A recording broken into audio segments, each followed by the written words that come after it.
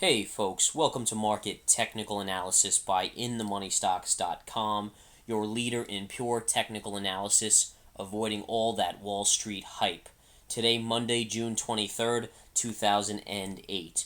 Well, as we get into today's video, folks, we're going to talk about the snooze of a day in the markets and how today generally we saw a flat market. There wasn't a lot of volatility going on. The markets did uptick and downtick with oil and with the financials, as we've seen over the last week or two, really take hold in the markets. But for the most part, the interesting thing about today, and this is something very, very interesting that we noted all throughout the chat room, which, by the way, you guys should all be joining because it's the best market guidance you'll get out there, we believe. And what we did notice today was with oil up, and oil wasn't up a lot. It was up about $1.50 for the most part during the day. But the financials really took a hit today. And even with this going on, the markets really did not sell off. And this is a very interesting thing to note, and it's going to lead into a bunch of the things we're going to discuss today that we feel are very important in this market. And you guys know from Friday, we basically discussed whether or not this market was going to continue the sell-off. And we said we had that time pivot day last Thursday-ish, give or take. And even though we had the down move on Friday, we weren't sold that pivot wasn't coming to fruition. And we're not sold yet. And the reason why, on Friday we had talked about the keys in today's market. If we're going to break lower, we needed to take out Friday's low on the SPY in the overall markets. And that really didn't happen. We saw today the Dow closing flat, the S&P up a fraction, and the NASDAQ down about 20. So the NASDAQ was the leader on the weaker side, even though the financials really led the market down. But there were a lot of areas of the market that were kind of getting a bounce. And that's what we're seeing. And again, as mentioned, and we'll look at the SPY here, you can see right here, here's the low of Friday, and we didn't take out that low today on the market. So that's something to note. And there was a bunch of different things. And number one here, just take a look at the volume today as well. Very, very light volume. And this doesn't mean we're not going to go lower, but there seems to be a little divergence occurring here in some various charts of indexes. And not only are we seeing a negative divergence in the USO accumulating here or starting, or having formed here, and that's something we're very closely watching, because I know a lot of you guys out there, if you listen to the media, everything in the media is about oil continuing to rally, how demand's not going away, etc., etc., and here we are stepping up and putting our necks on the line and saying that we think that oil may be near a near-term top. It doesn't mean it's near an all-time top or whatever. It could go up a later date, but we do think that there may be a fall here coming in oil. And a lot of people are going to look at this chart and say, well, this is a bullish chart. Isn't it consolidation? Yes, it is. Yes, it is. No doubt about it. And it's been in a wonderful uptrend. But eventually, any chart that moves up a certain amount, eventually that has to have at some point an inflection point where it comes down. And this is a very, very, and we're looking at the daily USO, which tracks oil, by the way. Very, very interesting channel it's been in right now. And it's almost a too easy a channel. Yeah, it's a very good consolidation channel here. Really what you're looking for here is to note the possibility of a break up or break down and just go with the trend right at that point. So really what you're going to look for here is you see it's near the upper end right here. Here's the lower end. Whichever way it breaks, you're probably going to get a decent move. We happen to slightly, and I just mean slightly, give or take, maybe a 60-40 favor the downside here, only because of some divergences we're seeing. And just briefly, and this software doesn't, I'm not the biggest fan of this divergence, being able to look at it, but notice this divergence here, guys. All right, and that doesn't mean that these divergences always work out, so I want to kind of give that cautionary flag there, but notice the divergence here. All right, you got a stochastic negative divergence accumulating here from this point, which was a lower point. You've got a higher move on oil and a lower divergence here. So keep that in mind, folks. We do find that very interesting. We also find it very interesting that it seems like everything out in the media is bullish on oil, and when that happens, oftentimes you get all the little guys to pile on at the end. And trust me, the large players out there, the hedge funds, the mutual funds, they're not the ones buying oil up here. They were the ones buying it back when it was $50 over here, or even when it was $80, they were buying it. They're not the ones picking it up here. So you got to look at that and say, well, who's buying it there? Is it the little guy or the big guy? Most likely the little guy. And who's giving him the shares of the USO here? Most likely the little guy. So again, it doesn't mean that you're not going to have a possible breakout a little higher. It just seems that we feel it's a little more likely you'll see a down break, and it should be watched. The negative divergence is starting here, should definitely be watched. Looking at the intraday chart for the second day, you had a move up, and then you sold off, and you got a little rally into the close, no doubt about it. but you came off the highs. Those of you that remember, and let's look at Friday as well. Friday, you had a big move up, and then you rallied, then you sold off pretty much and closed near the lows. And going back here on the USO, same thing again.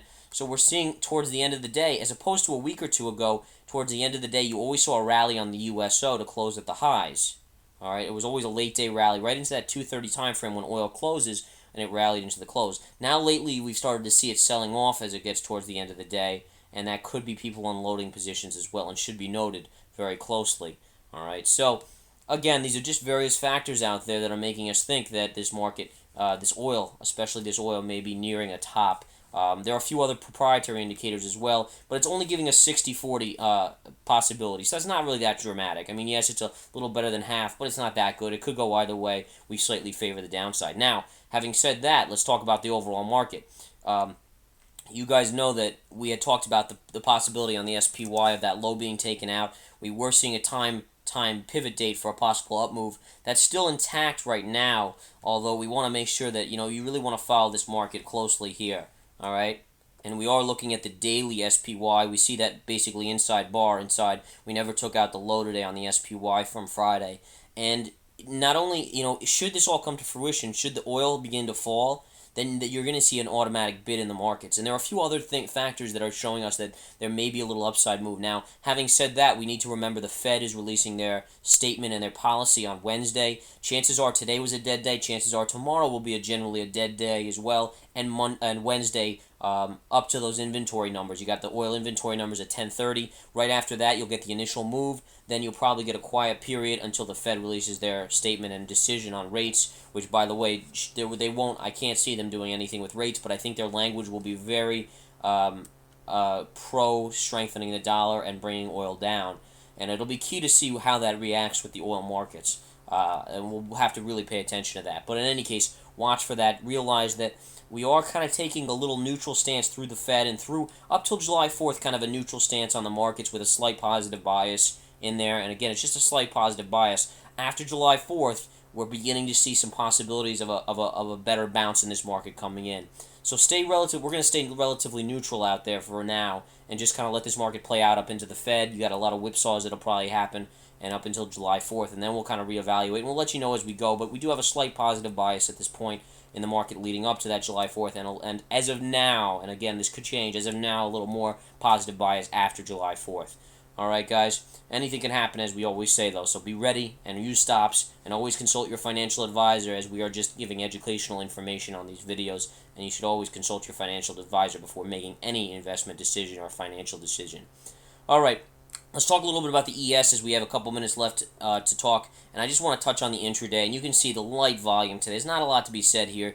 You can see you basically had a downward trend in this market all day long, and I'm not going to really bore you guys with the intraday because it just was that dead today. More than anything today, I really want to focus on the fact that you got oil still holding up here, and the interesting thing about today that I forgot to mention about the USO, let's look at the GLD. The GLD got hammered today, down to $1.86, and that was in relation to gold getting hammered, which was down about 18 and change today, and that's because a lot of the dollar got a nice little rally today, all right? The UUP, which is the dollar index, was up 11 pennies, which is actually a decent move on that. And we can look at the daily, and you can see the dollar's actually coming off the lows here. Here's where we were. Now, it's not a lot off the lows, but for the dollar, that's not a bad move.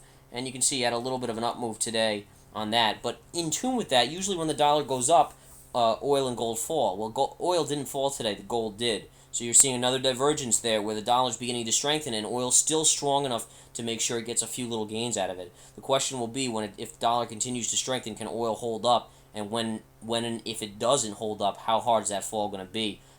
We mentioned on Friday's video, whether or not it goes to 150 or 200, it's still a bubble. It's a bubble in the making. We all know Greenspan said 2 years before the bubble burst in the technology bubble of 2000 that it was a irrational exuberance. So, it could go higher, but nonetheless it is a bubble. And everyone says, well, it's demand driven, everything's different, there's a finite amount of oil. Well, yeah, but any way you cut it, folks, the markets have a way of pricing it out, and the government wants to really, stop the speculation. But let's be honest, guys, who got hurt when the bubble burst in 2000? Well, the speculators got crushed. And who got hurt when the, a lot of other people got hurt, but who got hurt when the housing bubble has really burst? A lot of the speculators that were trying to flip houses. So, the markets have a way of flushing it out. Yes, it may take a little while. Maybe the big money can hold it up for a while. But at some point, it comes back to equilibrium like a pendulum. The markets swing one way, they have to swing the other way a little bit and swing back and forth. And that's key to remember. All right, guys. So, whatever happens here, the Saudis had a big meeting over the weekend with a bunch of the other oil-producing nations, and they're going to raise output. Eventually, quite a bit of output is going to be raised. And I just want to show the XLF as we end this video. This XLF is due for a bounce. I mean, any way you cut it, look at this constant sell here. All right, so keep an eye on this here. We did take out that triple bottom, which is not a good thing, but you also want to realize that now we're getting a little lower, and right in this area, we're expecting a little bit of a bounce. Merrill Lynch, I mean, look at these charts on Merrill Lynch, Lehman just, getting crushed here. And it's due for a bounce, so that's another factor that's leading us to think that the overall market may bounce if the financials bounce and oil drops. All right, guys, come join the chat room. A lot to learn, so much to learn, and come join the Swing Trade Alerts. We'll talk to you tomorrow.